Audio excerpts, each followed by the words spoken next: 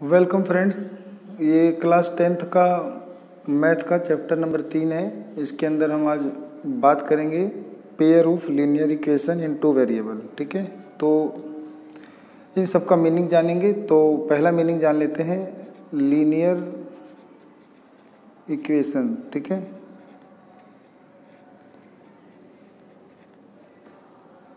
तो linear equation जो होता है ये एक अलजेब्रिक एक्सप्रेशन होता है, और ये तब होता है जब ना कुछ वेरिएबल और कांस्टेंट को, मतलब जब हम कुछ कांस्टेंट होते हैं, सही है, कुछ कांस्टेंट होते हैं, तो कुछ कांस्टेंट को जब हम वेरिएबल के साथ, ठीक है, जो वेरिएबल्स होते हैं, यानी जब हम कुछ अचर राशि को चर राशि के साथ प्लस माइनस मल्टीप्लाई और डिवाइड के रूप में लिख देते हैं और उनके बीच में इक्वल का निशान लगा देते हैं, तो वो आपके इक्वेशन बन जाते हैं। ठीक है,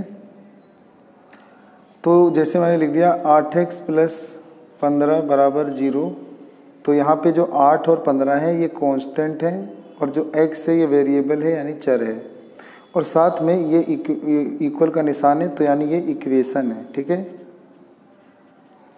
लेकिन जो ये इक्वेशन है इसको कहते हैं कि ये लीनियर इक्वेशन है इन वन वेरिएबल। तो ये है आपका linear equation in one variable, क्योंकि इसमें एक ही वेरिएबल है और वो है x।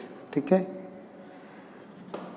तो ये आपका लीनियर इक्वेशन वेरिएबल है, यानी ये इक्वेशन इसलिए है क्योंकि यहाँ इक्वल का निशान है। अगर यहाँ इक्वल का निशान नहीं हो तो ये आपका इक्वेशन ही नहीं है। ठीक है, तो हमें 10th में आके linear equation in one variable नहीं पढ़ना है, हमें पढ़ना है linear equation in two variable. तो linear equation in two variable में क्या होता है, तो अभी आपने जाना कि linear equation in one variable में क्या होता है। तो एक ऐसा इक्वेशन जिसके अंदर केवल वन वेरिएबल होता है x, और इसकी जो पावर होती है वो x की एक ही होती है। ठीक है, मतलब इसकी जो पावर होती है एक ही होती है, इसे बोलते हैं linear equation in one variable. Example के लिए 2x प्लस 3 बराबर 0, या 2 माइनस का y बराबर 0, या 5m प्लस का 5 इक्वल टू 0। तो ये सारी चीज़ें जो हैं इनमें पावर, इनकी डिग्री यानी हाईएस्ट डिग्री जो है वो एक है, तो ये linear equation in one variable है। लेकिन linear equation in two variable क्या होता है, तो यदि if the number of variable in a linear equation is 2, तो then the equation is called linear equation in two variable. तो linear equation in two variable वो होता है एक ऐसा समीकरण जिसके अंदर दो वेरिएबल हों। जैसे मैंने लिख दिया x माइनस 3y बराबर 5, या मान लो 6 लिख दिया, तो x minus 3y equal to 6 लिख दिया, तो ये आपका लीनियर इक्वेशन है इन टू वेरिएबल, क्योंकि इसके अंदर आपके दो वेरिएबल हैं, एक x और एक y, और साथ में इक्वल का निशान है, तो इसको बोलते हैं linear equation in two variable. तो स्टैंडर्ड फॉर्म की बात करें तो इसका स्टैंडर्ड फॉर्म क्या होता है, तो स्टैंडर्ड फॉर्म जो होता है ऑफ अ लीनियर इक्वेशन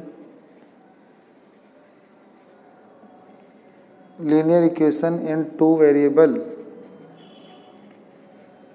तो इसका जो स्टैंडर्ड फॉर्म है वो ये होता है कि ax plus b y equal plus c equal to 0।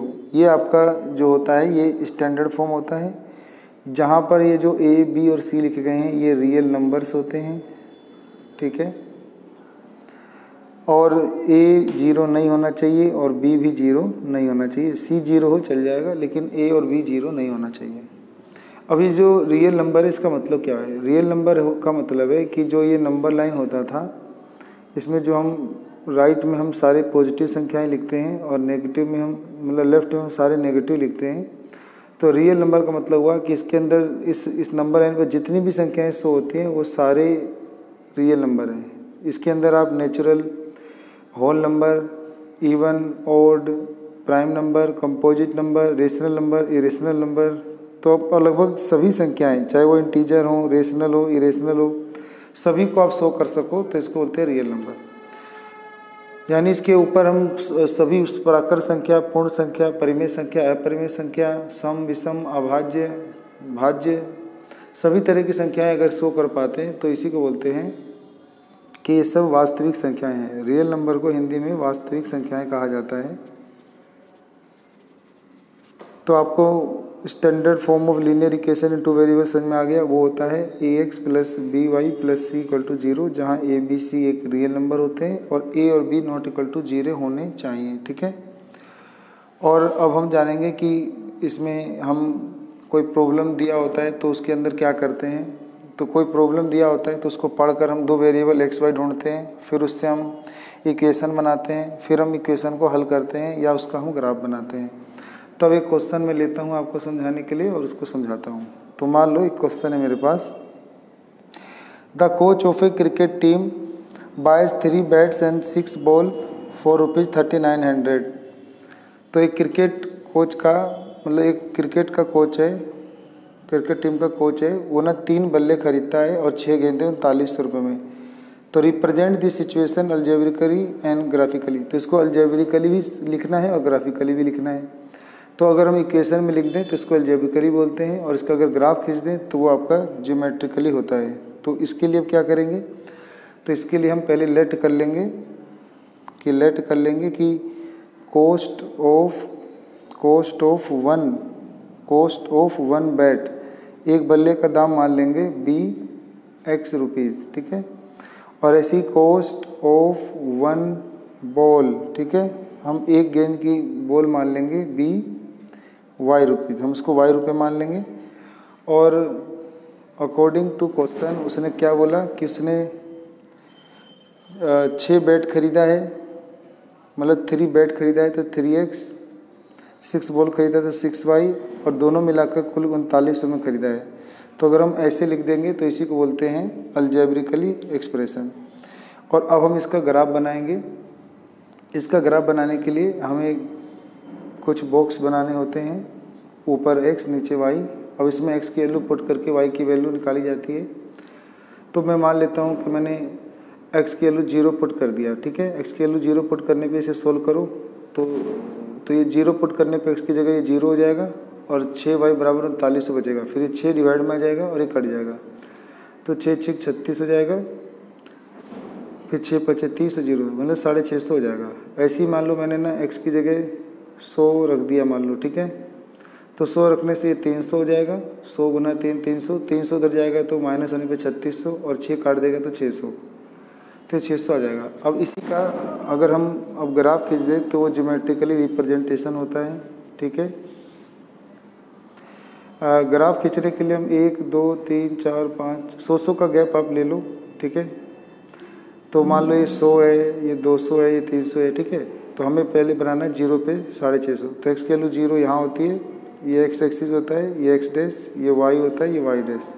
ऊपर चले जाओ 100 200 300 400 500 600 650 यहाँ आ जाएगा, ठीक है। तो ये हो जाएगा आपका 0 पे 650। और दूसरा बनाएंगे 100 पे 600, 100 पे 600 लगभग यहीं आ जाएगा, ठीक है, 100 पे 600। अब इन दोनों को मिलाकर एक लाइन खींच देंगे तो ये आपका हो जाता है लीनियर इक्वेशन इन 2 वेरिएबल, ठीक है। तो ये हमारा ज्योमेट्रिकली रिप्रेजेंटेशन था। तो अभी हमने ना केवल एक ही इक्वेशन खींची है और एक ही इक्वेशन का ग्राफ खींचा है, क्योंकि मुझे बताना था कि ऐसे लिखने को बोलते हैं अल्जेब्रिकली एक्सप्रेशन और ऐसे ग्राफ बनाने को ज्योमेट्रिकल रिप्रेजेंटेशन बोलते हैं। अभी ये केवल एक ही इक्वेशन था, तो हमें एग्जाम में एक ही इक्वेशन नहीं देगा, एक इक्वेशन वो देगा। तो हमारे पास 2 इक्वेशन होंगे, उसको हम a1x plus b1y plus c1 equal to 0 से रिप्रेजेंट करेंगे पहला, और दूसरा a2x फिर b2y और प्लस c2 इक्वल टू 0 से एक्सप्रेस करेंगे। तो ये 2 बन जाएंगे, ये 2 कहलाते हैं pair of linear equation in 2 variable. तो फिर इन दोनों को फिर हम आगे सोल्व करना सीखेंगे ग्राफ के द्वारा, और फिर इसको अल्जेब्रिकली मेथड से भी सोल्व करना सीखेंगे, ठीक है। तो मिलते हैं अगली वीडियो में। आप सबका अपना कीमती समय देने के लिए